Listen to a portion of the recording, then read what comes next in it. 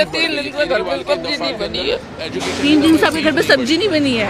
Cylinder है वो खाली पड़ा है। सिलेंडर भी खाली पड़ा है। वही 1-2,500 आते थे, वही मेरा सहारा था। मैं उनसे ही खाना खा रही थी अपना। अच्छा, आज मैं भूखी हूँ। केजरीवाल को बहुत ज्यादा मेरा कोई भी नहीं यार। बहुत ज्यादा रोइए मत आप, चुप हो। मैं बहुत परेशान हूँ, बहुत ज्यादा परेशान। महीने बीजेपी राज में 2500 रुपए नहीं मिल रहे हैं, इसलिए नहीं मिल रहा आराम के रूप मैं अपना नीतीश कुमार को आप कैसे दें? पेंशन भी बंद हो गई। पक्का दोगला सबको तो भूखे मार रहा, महंगाई बढ़ा दी। नहीं, मेरी तो लग गई थी जब तक केजरीवाल से 2 साल से आ रही थी मेरी पेंशन। केजरीवाल सरकार में आपकी पेंशन भी आ रही थी, 2500 रुपए भी आ रही थी। नहीं, वो 2,500 ही मिल रहे थे मेरे को तो। 2,500 आपको मिल रहे हैं। वही पेंशन के विधवा पेंशन नहीं मिल रहे थे। अब वो बंद कर दी है, अब नहीं आ रही है वो। 3 महीने से नहीं आ रही। 3 महीने से नहीं आ रही है। रोइए मत आप। तो आप देख सकते हैं इस महिला की पहले केजरीवाल सरकार में ये कह। नमस्कार दोस्तों, मैं माधव सिंधिया आप सभी को फिर से एक नए वीडियो में स्वागत करते हैं।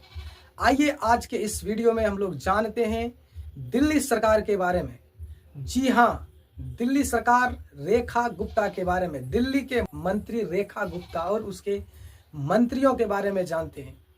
तो दिल्ली सरकार हाल ही में चुनाव हुआ, जिसमें कि दिल्ली सरकार में पहले आम आदमी पार्टी यानी केजरीवाल का सरकार था। इसके बाद वहां पे चुनाव हुआ जिसमें कि बीजेपी का सरकार बनी।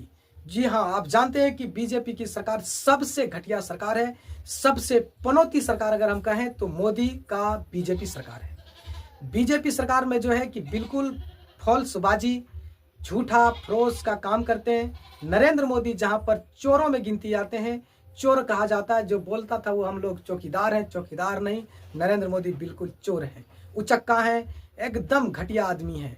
आइए आज के इस वीडियो में जानते हैं इस निकम्मी सरकार के बारे में। दिल्ली में आज से पहले आम आदमी की पार्टी की सरकार थी, यानी केजरीवाल सरकार थी। वहां पे बिजली, पानी, बस की बिल्कुल दिल्ली सरकार को जो है दिल्ली सरकार मुहैया कराती थी वहां के जनता को। जब से बीजेपी के सरकार आया, यानी कि भारतीय जनता पार्टी की सरकार आई, वहां पे उसकी रेखा मानी बीजेपी पार्टी से रेखा गुप्ता जो बने हैं, दिल्ली के मुख्यमंत्री बने। तो वहां तब से जाकर के दिल्ली के लोगों को इतना परेशान किया जा रहा था, पूरी तरह से परेशान किया जा रहा था दिल्ली के सरकार के द्वारा। पूरी निकम्मी फरोश काम किया गया था। जो वादे किए गए थे वो बिजली काटी जा रही है, बिजली वहां पे 10-10, 15-15 घंटा काटी जा रही है, पानी उपलब्ध वहां पे नहीं कराई जा रही है, घरों को तोड़ रही है। पूरी तरह से वहां पे व्यवस्था को, यानी कि दिल्ली सरकार ने पूरी व्यवस्था दिल्ली में पूरी गड़बड़ा के रख दिया है पूरी सरकार को।